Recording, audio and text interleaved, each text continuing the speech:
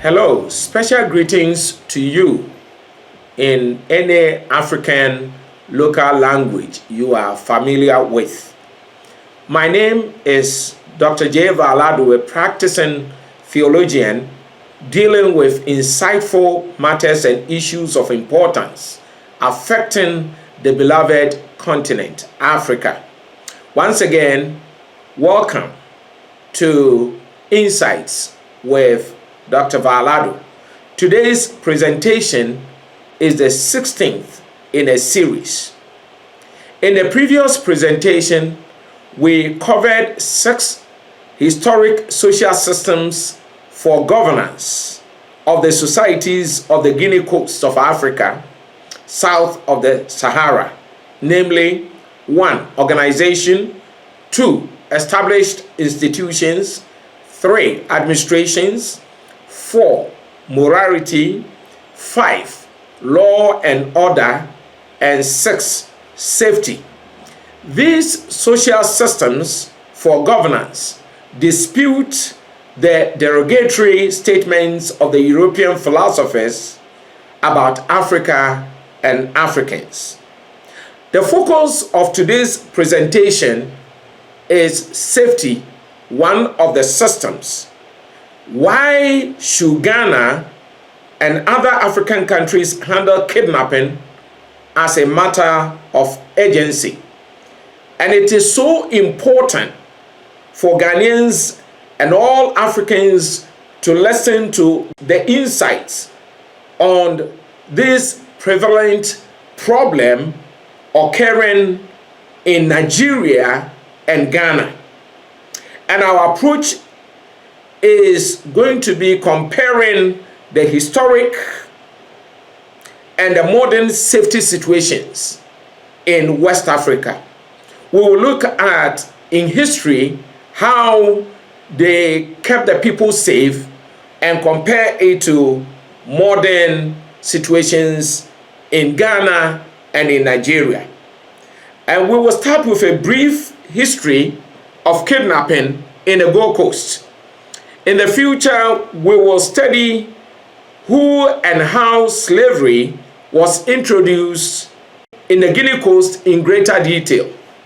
But for the sake of time, we will limit ourselves to just one of the several means they used, and that was kidnapping.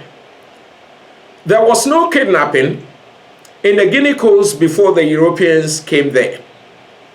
Europeans started it in the Ivory Coast, the Gold Coast, and the Slave Coast, which includes modern coastal lands of Nigeria. Europeans practiced and advanced kidnapping in 3 ways, and we need to know that from history.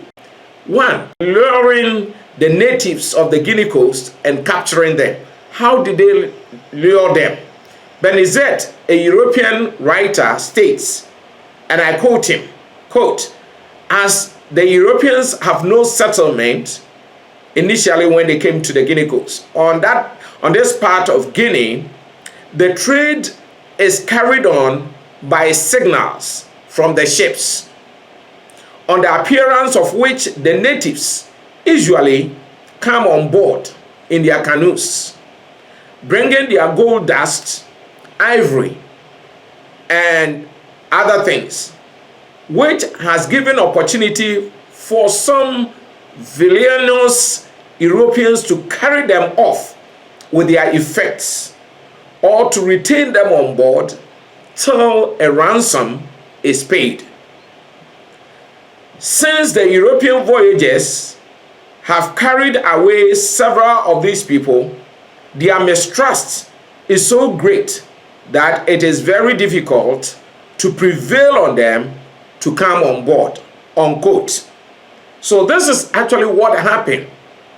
And so note that kidnapping was practiced by the Europeans, creating fear and great mistrust in the kidnapper or kidnappers.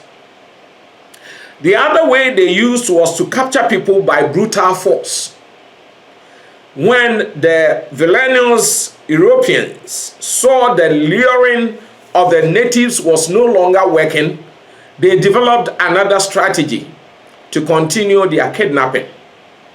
Dr. I.S. Efson, PhD, a native of the Gold Coast, a barrister at law, and social anthropologist, writes about how in 1731, European pirates seized 21 male and female children playing on the seashore of the Gold Coast, brandishing their pistols and sabers. The Europeans put the children into chains and carried them to Granada in the West Indies and sold them into slavery. The second strategy of the European kidnapping was to use brutal force.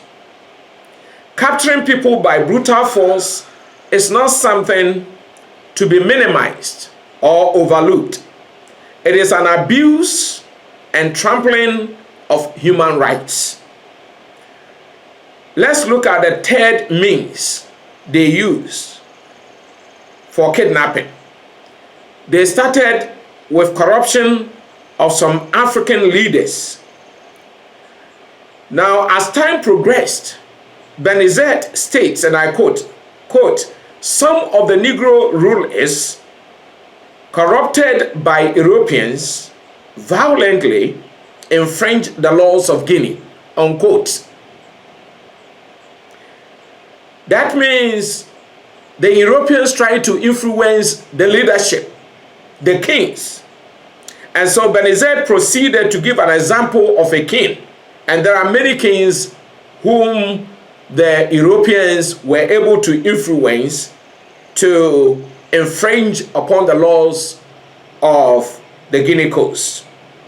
The corruption led to a third European strategy, and that was for the kings and the cabossiers, the administrators of parts of the districts of the coastal lands, to influence, to set local agents, to have local agents to kidnap people. Balfour, a writer, writes, and I quote him, "In those days, slavers and their local agents could catch people at least chance and at any place and at any time. People became afraid to go to farm or to hunt for game, since no one knew when the slavers could pounce on them," unquote. It affected the general life of the citizens, of the natives. And in this particular instance, local Gold Coasters collaborated with foreigners. So that was the Europeans. And that's the new turn that kidnapping took. Corruption of some social and political leaders of an African country by some unethical foreigners and citizens will be the only way for kidnappers, armed robbers, and murderers to succeed in enlisting many of their kind to practice high crimes in that country. Now, I would like us to look at how West Africans handle safety issues in history. How did Africans handle the menace of kidnapping? Let us remind ourselves of the historic safety in the Guinea coast presented in the previous presentation and what the Europeans observed and wrote concerning it. Among others, Africans on the Guinea coast used laws, customs, and vigilance to fight kidnapping and slavery. Benizet states that the laws and the customs of Africans on the Guinea coast, particularly Gold Coast and Ivory Coast, provided for, quote, the safety of individuals, unquote. So they used laws and customs, and esteemed highly criminal was man stealing or kidnapping. Benezet further quotes Barbot as stating, and I quote, "Kidnapping or stealing of human creatures in the Gold Coast is punished there, and even sometimes with death," unquote. Bosman, who lived in the Gold Coast, confirmed that kidnapping or abduction merited capital punishment. He stated, and I quote, "Man stealing was punished on the Gold Coast, now Ghana, with rigid severity and sometimes with death," end of quote. Now this provides ample historical guidance to Ghana's executive, judiciary, and legislative branches of state, and to all other African countries. Unfortunately, the leaders applied the stricter laws to local kidnappers and left the foreigners, that is the Europeans, who aided the practice. That prolonged the vice of kidnapping and advanced slavery in the Guinea Coast. So if nothing is done about kidnapping, slavery, and in modern terms, human trafficking will advance, and it will be very difficult to stop it. Now let's look at the history and modern African societies on kidnapping. What does history have to offer modern African societies regarding kidnapping? Is history rhyming or repeating itself? History indeed rhymes. It does not repeat itself, but proverbially, history appears to repeat itself to those who do not learn from hindsight or history to develop insight for the present and for the future. Marcus Tullius Cicero, a Roman scholar, philosopher, lawyer, writer, and politician who lived before Christ, stated the following to show the importance of history. And I quote him, "History is a witness of the times, the torch of truth, the life of memory, the teacher of life, the messenger of antiquity," end of quote. Cicero went on to say, and I quote him again, "To be ignorant of what occurred before you were born, is to remain always a child," end of quote. Now let's look at modern safety and security situation in West Africa, especially Ghana and Nigeria. Let Africans not forget that the historical account that we have presented on kidnapping date as far back before 1482, when the Portuguese laid the foundation for a castle in the Gold Coast. We will need the historical accounts on kidnapping to assess some situations in 2019, this year. And we will look at what the people were doing, the natives were doing even before 1482, before the Portuguese came down. And are we doing better or not? Let us now move on to discuss the safety and security in West Africa in our modern times, especially Nigeria and Ghana.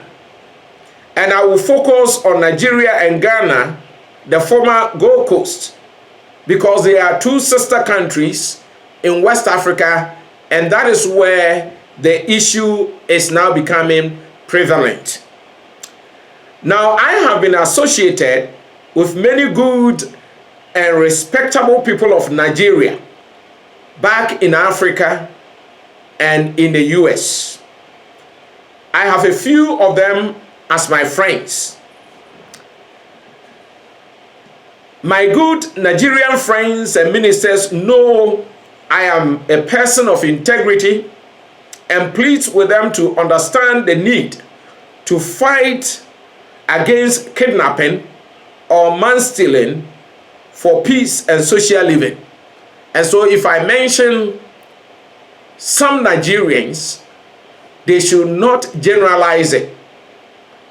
Now we want to look at the safety and security issues in certain parts of Nigeria.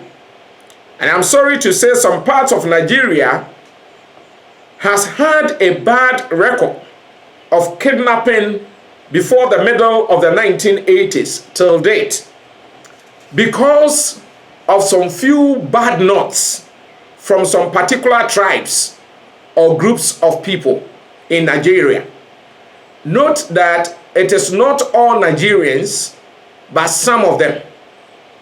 That is the truth of the matter, and not stereotyping Nigeria and all Nigerians.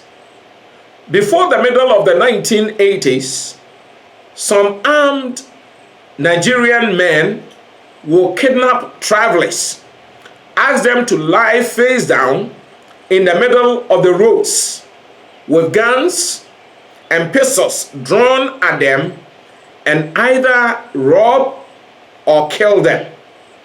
Nigeria tried fighting this with firing squads years ago when highway armed robbers and kidnappers were arrested, but they relaxed it a bit. They then had a free reign and they multiplied.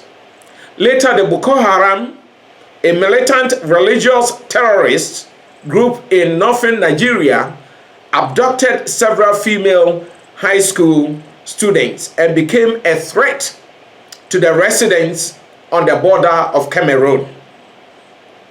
Successive Nigerian governments have not been able to deal with the kidnapping mess over the decades. And these are undeniable contemporary records of kidnapping in Nigeria by some Nigerians. Now let's look at safety and security concerns in Ghana at the present. With free travel within ECOWAS nations, several Nigerians have found a new abode in Ghana, the former Gold Coast. They have, however, become security threats to the sovereign, peaceful country. In most recent times, and at the time of writing for this presentation, armed robbery, kidnapping, and others are on the ascendancy in Ghana. Students have been kidnapped in Takoradi, a city in the western region of Ghana. A child has been mutilated in Accra, the capital. Others have been lured, and the perpetrators were arrested. It is sad to say press reports have indicated some Nigerians, I want to say that again, some Nigerians have been identified in connection with these heinous crimes. Just a few weeks ago, two young Canadian students on exchange program with a technical university in Kumasi, a city in the central part of Ghana, were kidnapped. Canadian intelligence moving to Ghana to unravel it. But without any assistance from them, the police service of Ghana arrested the perpetrators. Press reports indicate again that the perpetrators arrested were 3 Nigerians and some Ghanaians who collaborated with them. After the kidnapping, Ghana has become a proverbial byword. to the international community, especially the European and Western worlds. The internal security apparatus of Ghana, including the Immigration Service, the Criminal Investigations Department, CID, of the Police Service, and the Bureau of National Investigations, BNI, and the government should set up on the safety and security issues in Ghana. And I want to discuss with you why these kidnappers may not give in easily. The Nigerian kidnappers, armed robbers, and murderers, in collaboration with some Ghanaians, are not going to give up easily on these high crimes because of the economic benefits they derive. Let us discuss just 3 of the economic benefits of kidnapping which motivate them to practice such a vice. 1, it is a means to demand ransom, a huge amount, usually in foreign currency, from relatives of the person kidnapped. Number 2 is it is a means to labor through human trafficking. They sell the kidnapped person for money, and it is a modern practice of slavery which the Europeans left behind. Number 3, it is a means to their sexual satisfaction if the kidnapped is a female, and they use, according to reports and what we have heard, they use the body fluids and mutilated parts of the person for spiritual sacrifices to get instant wealth, money, cars, good clothing, buildings, and even to travel abroad to various places like Dubai, the Western world for vacations, and others. This is why they will not be willing to give up easily, because these questionable economic benefits promote lazy living, easy living, lazy kind of life by the citizens and foreigners in a country, and they sabotage the national economy. We therefore urge the governments of Africa to sit up and deal mercilessly with kidnapping and other high crimes in the societies. And I want to make a point. They should not joke with them and treat them with children's gloves. My advice is that Africans should respect the sovereignty of all African countries and not take them for granted because they are Africans. Ghanaians in Nigeria must respect the sovereignty of Nigeria for them to live there and be productive. Nigerians in Ghana should respect the sovereignty of Nigeria, of Ghana, in order to be productive. And their ambassadors and their high commissioners should be enlightened enough not to back up their citizens in their countries, in the sovereign countries, when they commit crimes, and defend them. Now, this author or this presenter admits he does not know what is happening in other sovereign African countries regarding security and safety issues. Citizens should not sit idle for ECOWAS, other economic blocs of Africa, and government propagating free travel to other African countries to enable them some few hundreds and thousands of bad apples to create insecurity or security threats to the peace of the nations of Africa.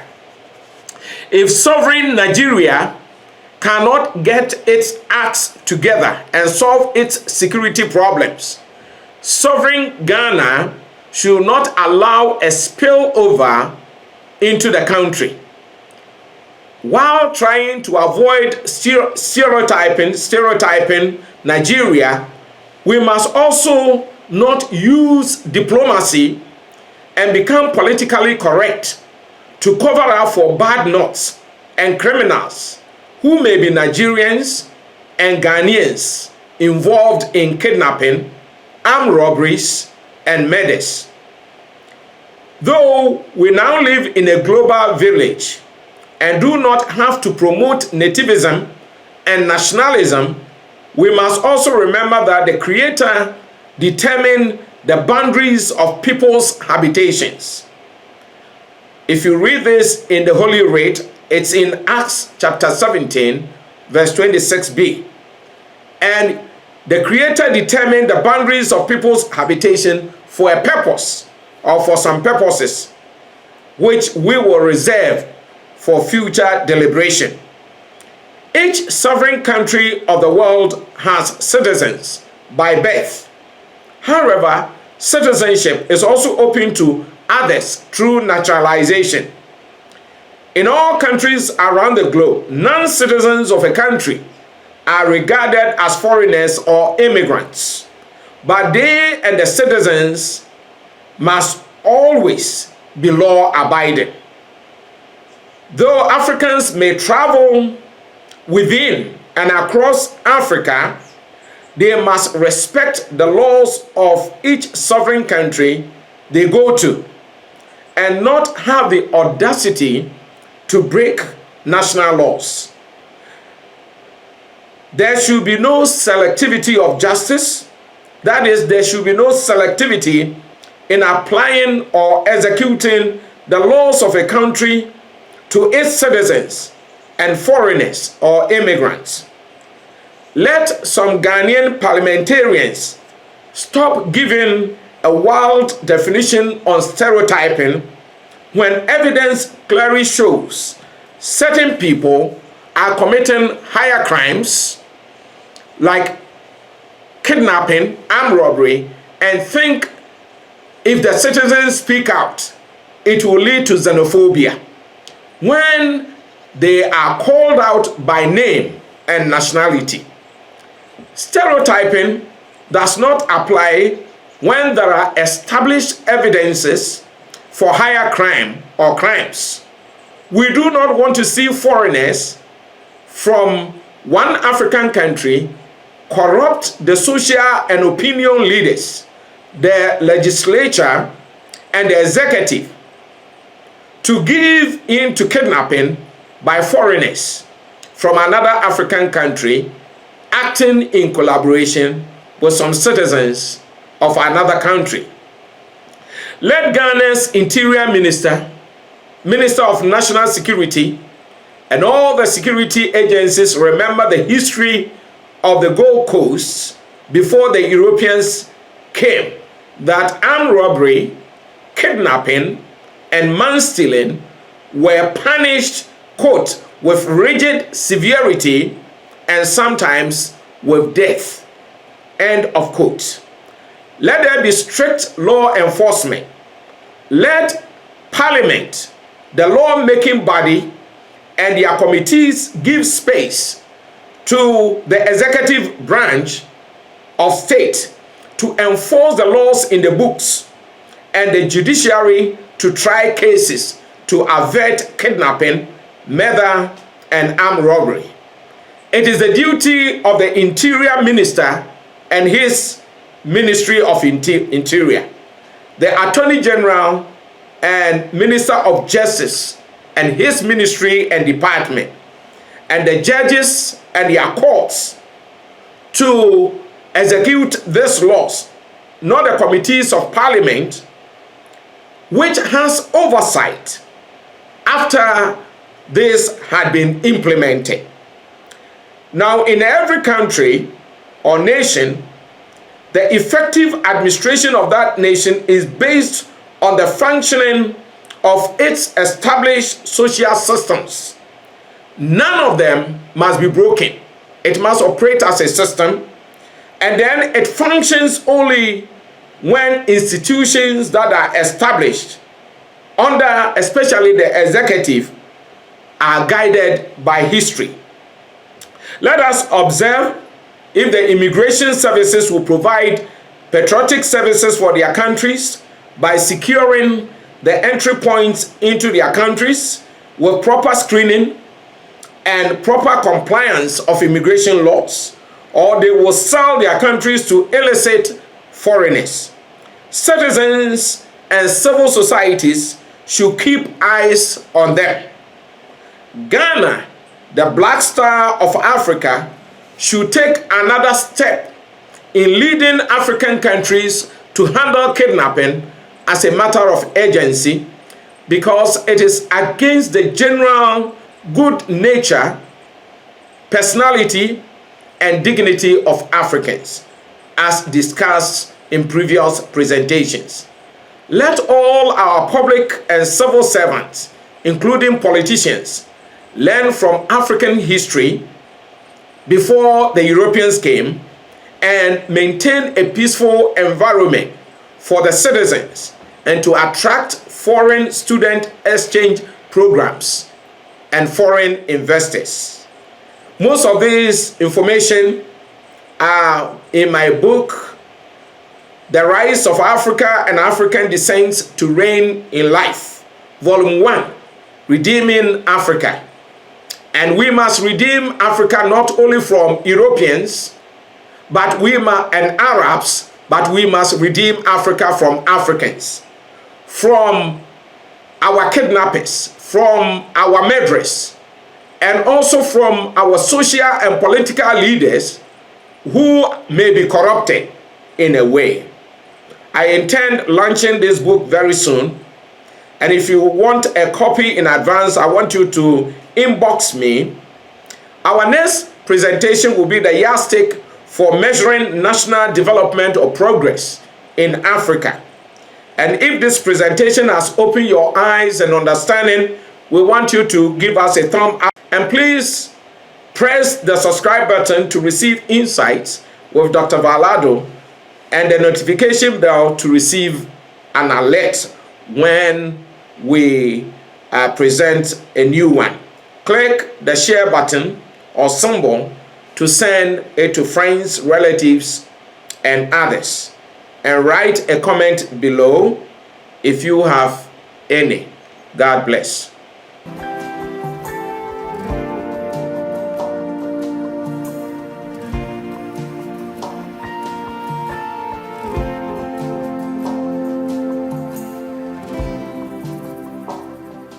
Casting crowns.